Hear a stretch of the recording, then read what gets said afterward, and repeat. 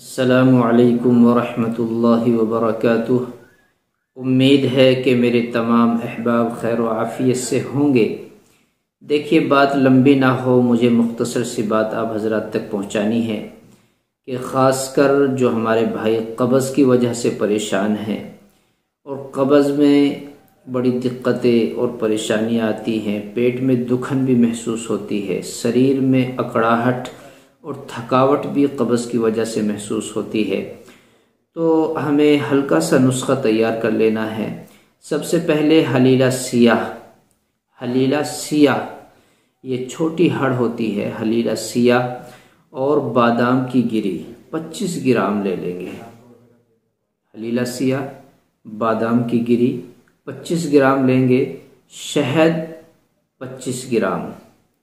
ये दोनों चीज़ें, हलीला सिया और बादाम की गिरी 25 ग्राम, दोनों मिलाकर शहद 25 ग्राम, ये 3 चीज़ें हो गई। 2 चीज़ें 12.5 ग्राम और शहद ये 25 ग्राम, दोनों मिलाकर हम एक जगह मिक्स कर लेंगे। दोनों को शहद में मिला लेंगे। दोनों दवाइयाँ पीस कर बारीक करके हम शहद में मिला लेंगे और फिर उसको 12 ग्राम सुबह और शाम इस्तेमाल कर लें। इंशाअल्लाह हमारे कब्ज़ की शिकायत दूर हो जाएगी।